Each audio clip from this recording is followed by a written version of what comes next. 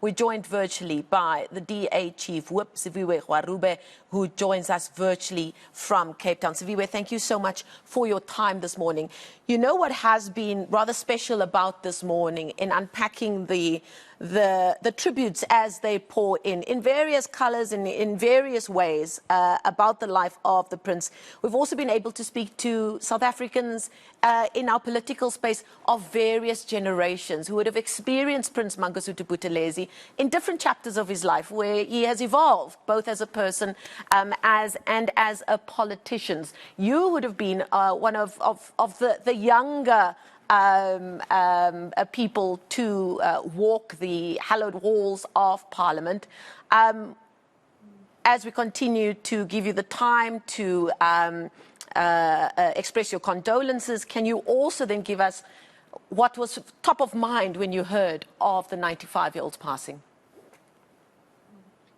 Thank you, Marcel. I think, first of all, we want to, as the Democratic Alliance, send our deepest condolences to the Buthelezi family, to the eNCA Freedom Party as an organization and its supporters, and to the Zulu Nation. Of course, as we know, Prince Mangosuthu Buthelezi wore many hats. One of an elderly statesman, but also he wore his traditional hat, and he played a very pivotal role in the Zulu monarch until very recently. And you are absolutely right. I mean, he was a minister in both the Mandela and Mbeki presidencies, but I met and only started interacting with Prince Buthelezi only in the latter years of his career. We were serving in this parliament together. And one of the things that really stood up for me is that, as we all reflect on the legacy of Prince Mangosuthu Buthelezi, and people bringing up the South African history, is the fact that really, firstly, our journey to a democracy has been really marked it's been a treacherous road, and that there are key players that have been, littered all around our story, and in fact, for me, the thing that stood out was how he was dedicated right until the end to his role as a legislator and his role in the monarch. And and legacies are complicated, particularly in a country like ours that comes from a painful history like ours. And so I've been really, taking it all in and reading and watching the different tributes that are coming in. But I think what we cannot deny is that he was a pivotal figure in our politics, and that he really was a political giant of our time.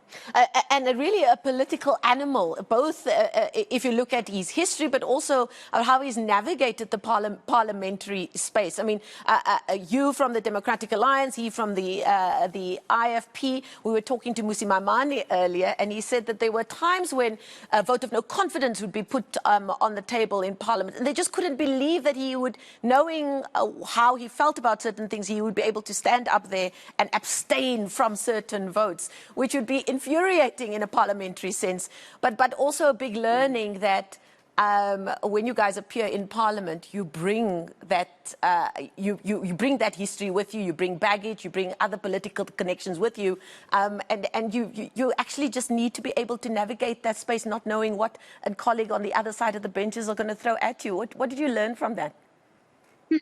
And absolutely. And I think the other thing is, being a young parliamentarian myself and, serving when I first got elected, being one of the youngest MPs and, serving with the eldest serving MP was also a very interesting dynamic. But at the same time, the space has a way of equalizing you all, right? As colleagues, as people who both have access to the space to contribute to the country. And I think for me, what Prince Buthelezi leaves behind is a dedication to a country and a nation, and that we ought to learn from mistakes, from victories of his past and his legacy. And we need to take that. And we, as particularly younger South Africans, need to ask ourselves, how do we chart the way forward? Because Marcel, Prince Buthelezi and many others who have recently left us leave us at a very, very difficult time in South Africa, where we are at a crossroads in many, many ways. And I think it's so important that as young leaders, we ask ourselves, what are the key lessons we're going to learn from these key giants? What are we going to take forward? What's the kind of legacy we want to leave behind? Because we want to be able to also look back and say, this is how we played a role. And there's a lot to be done in South Africa. A lot of work needs to be done. And so I think for me, that's been the rallying call, really, of his passing, the passing of people like Bishop Tutu, and some of these people who've played integral part in our history has been, how do we learn from them and how do we chart the future for South Africa? Siviwe, now you're speaking to Mabuto Ngcobo. My question to you, you are one of the younger MPs in our parliament. What was your impression of Prince Mangosuthu Buthelezi before you went to parliament, based on what you've read on newspapers, and what was your impression after meeting him face to face?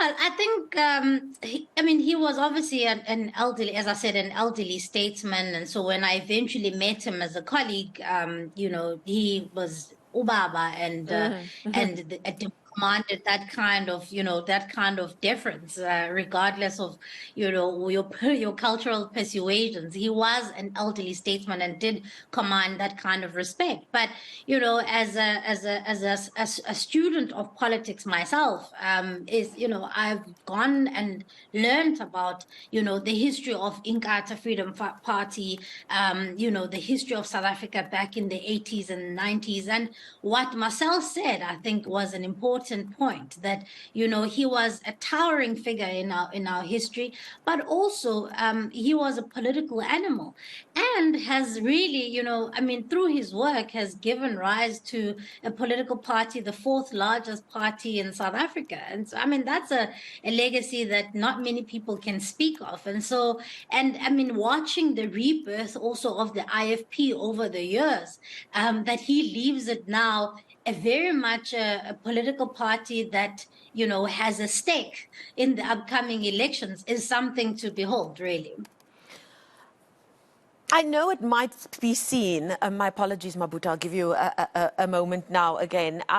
It might seem a bit early to discuss this, but I'm going to ask you this question anyway, because I suppose the Prince was always on as a politician. As we head into a very important year politically for the country, you touched on that a little bit earlier, and the Inkatha Freedom Party again finds itself in a very important position, especially as we go ever deeper into a time of political coalition. Where do you see the roadmap forward for the Inkatha Freedom Party without its founding leader still casting quite a big shadow over the party? Look, we obviously, as you know, we have formed a really credible, co-governing arrangement with the IFP in KwaZulu-Natal, and we've really seen how the different forms of coalition and coalescing around service delivery have worked. And obviously we foresee them being an integral part of a multi-party government, if there were to be one in 2024, led by the opposition. So as you can imagine, we have become very close politically with the IFP, in that, they share our view of where the country should be going. And we really wish them well, because of course, in order for all of us in the sort of a coalition of opposition parties to foresee or have play out the vision that we have for South Africa, we all have to grow as political parties. And so we wish them well. And it can't be an easy time, and it obviously is a difficult time, as you say, because Prince Mangosuthu Buthelezi played an integral part in forming the IFP. It's history and was still very much an active figure in the political party. But we wish them well, and we hope that they will take on, the parts of his legacy that, will make sure that they grow and they take South Africa forward. Because, they, as you say, they are an important player come next year, because they are no longer just a regional party now. They are a party that, has strong roots in KZN, of course,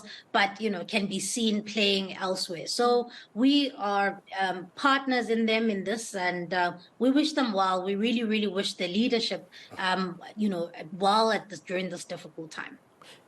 Just a follow-up question, Siviwe. We know that your party, the DA, is in Moonshot pact with the IFP, and you also, I think, Mhlatuze municipality in KZN, where they invited your member to be a deputy mayor there. There's no doubt that Prince Mangosuthu Buthelezi was part and parcel of the IFP, even he was no longer the president of the IFP. We know in the previous election that they continued using his face, and we don't know, probably maybe next year they might also do the same. My question to you is, where does this put the Moonshot pact, which includes the DA going forward, especially as we are approaching the 2024 elections?